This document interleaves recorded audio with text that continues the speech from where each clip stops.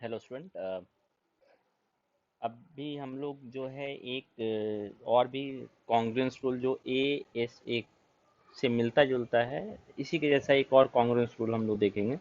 A A S congruence rule. ठीक है। सो ए A S और ए एस ए दोनों में बहुत ही अंतर है। ठीक है। और जनरली लोग इस कॉन्ग्रुएंस रूल का कभी कभी गलत यूज़ भी कर देते हैं और जिसके कारण सॉल्यूशन जो है वो गलत हो जाता है। ठीक है। तो अभी हम लोग देखेंगे कि ए ए एस कॉन्ग्रुएंस रूल कब यूज़ कर सकते हैं। ठीक है। इसमें क्या था कि दो साइड था इक्वल, उसके बीच का एंगल, उसके बीच दो एंगल इक्वल था, उसके बीच का साइड इक्वल था। इसमें क्या है कि दो साइड और एक एंगल, एक दो एंगल और एक साइड, और ये साइड जो है जरूरी नहीं कि दोनों एंगल के बीच में हो। ठीक है। बट इस ये साइड भी फिक्स है। ठीक है। यहाँ पे देखिए लिखा हुआ है ना, two triangles are congruent if any two pair of angles and one pair of corresponding sides are equal. तो ये जो एस है ना, ये कोरस्पॉन्डिंग साइड होना चाहिए। तो ये हम लोग समझते हैं कि ये कोरस्पॉन्डिंग साइड वर्ड यहाँ पे क्यों यूज किया है।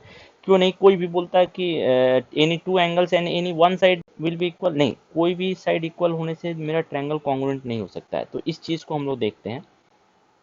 अभी देखिए आपके पास अगर मेरे पास ये दो ट्रायंगल है, ठीक है, और मान लीजिए कि ये मेरा है ए बी सी और ये मेरा है पी क्यू आर, और ये एंगल है मान लीजिए 30 डिग्री और ये है मेरा 70 डिग्री।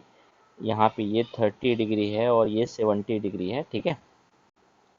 तो और मान लीजिए कि यहाँ पे दोनों के बीच इंक्लूडेड साइड दोनों का ये है, तो ये इक्वल नहीं है, इसके जगह पे कोई और साइड इक्वल दे दिया। मान लीजिए ये 5 सेंटीमीटर दे दिया है और ये 5 सेंटीमीटर दे दिया है। तो अब यहाँ पे देखना है कि हमको कौन सा कॉन्ग्रुएंस रूल लगेगा। तो अब देखिए एंगल बी जो है वो एंगल पी के बराबर है, दोनों का वैल्यू 30 डिग्री है।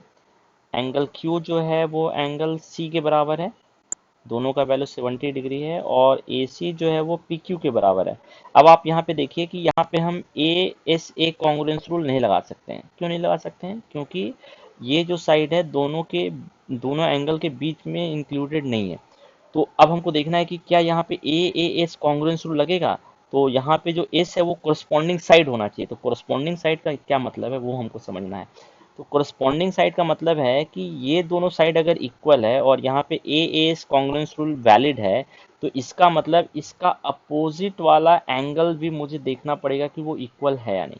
तो देखिए 5 के अपोजिट में यहाँ 30 डिग्री है, यहाँ भी 5 के अपोजिट में 30 डिग्री है। तो हम बोलेंगे कि ये जो दोनों ट्रायंगल है ये मेरा कॉन्ग्रुएंट है by A A S congruence rule. ठीक है। तो यहाँ पे कोरस्पॉन्डिंग साइड का मतलब ये हुआ कि अगर ये दोनों साइड इक्वल है तो ये कोरस्पॉन्डिंग साइड कैसे माना जाएगा, जब इसका अपोजिट वाला एंगल इक्वल होगा तो हम बोलेंगे कि ये दोनों साइड कोरस्पॉन्डिंग साइड है। अगर इसका अपोजिट वाला एंगल इक्वल नहीं होता तो हम बोलते हैं कि कोरस्पॉन्डिंग साइड नहीं है। अभी भी मेरे ख्याल से ये कंप्लीट सॉल्यूशन नहीं दे रहा है। ठीक है। मैं आपको एक ऐसा एग्जांपल देता हूँ जहाँ पे दो साइड और दो एंगल और एक साइड इक्वल है बट दोनों ट्रायंगल कॉन्ग्रुएंट नहीं है। तो मेरे ख्याल से आपको ये क्लियर हो जाए।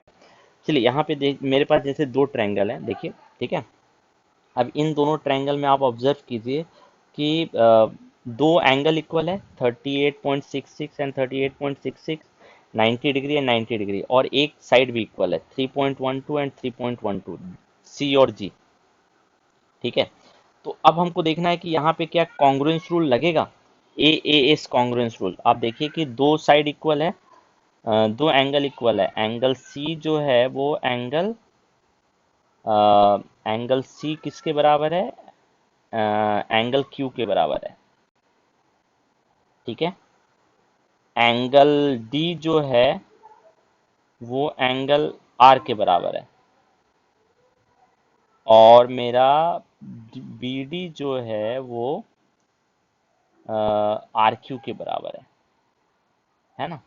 तो ए अगर ए ए एस कॉन्ग्रुएंस रूल यहाँ पे लगेगा तो ये साइड कोरस्पॉन्डिंग साइड होना चाहिए। तो हमको आपको मैंने कैसे बताया था कि ये साइड कोरस्पॉन्डिंग साइड होगा या नहीं। तो आपको देखना होगा कि इसका अपोजिट वाला एंगल इक्वल है या नहीं। तो इसके अपोजिट में यहाँ पे 38.6 है, इसके अपोजिट में तो ये पी है। तो ये दोनों तो इक्वल नहीं है, ये जो है इसके बराबर है। क्यू के बराबर है सी, जबकि यहाँ पे बोल रहा है कि 3.12 के अपोजिट में पी है। तो जस्ट मैं आपको मेजर करके दिखा दे रहा हूँ कि ये दोनों एंगल इक्वल नहीं है ना। अगर इसका हम मेजरमेंट ले रहे हैं तो इसका मेजरमेंट देखिए कितना आ रहा है। इसका मेजरमेंट जो आ रहा है वो 51.34 आ रहा है, 51.34 आ रहा है। तो इससे साफ पता चल रहा है कि ये वाला एंगल और ये वाला एंगल इक्वल नहीं है, तो ये साइड और ये साइड कोरस्पॉन्डिंग साइड नहीं हो सकता है। ठीक है, तो यहाँ पे हम ए एस कॉन्ग्रुएंस रूल नहीं लगा सकते हैं। ठीक है, इसका मतलब ये दोनों ट्रायंगल कॉन्ग्रुएंट नहीं है। ठीक है, ये दोनों ट्रायंगल कॉन्ग्रुएंट नहीं है। आप देख सकते हैं कि ये इसका साइज जो है वो बड़ा है थोड़ा सा, इस ट्रायंगल का साइज जो है वो बड़ा है, और दूसरे साइड का जो दूसरा वाला जो ट्रायंगल था उसका साइड जो था वो छोटा। ठीक है, तो यहाँ पे ए एस कॉन्ग्रुएंस रूल नहीं लगेगा। ठीक है, सो मेरे ख्याल से आपको ए एस कॉन्ग्रुएंस रूल समझ में आ गया होगा। एक सिंपल सा एग्जांपल मैंने आपको दिया था। ठीक है, सो ए एस कॉन्ग्रुएंस रूल अगर आप कहीं अप्लाई कर रहे हैं तो आपको देखना होगा कि जो साइड इक्वल हम ले रहे हैं उसका अपोजिट वाला एंगल भी हमारा क्या है, इक्वल है। ठीक है, तभी हम बोलेंगे कि ए एस कॉन्ग्रुएंस रूल लगेगा। ठीक है, तो यहाँ पे ये जो बोल रहा है कि two triangles are congruent if any two pair of angles and one pair of corresponding sides are equal, इसका क्या मतलब है ये आपको अब समझ में आ गया होगा। ठीक है।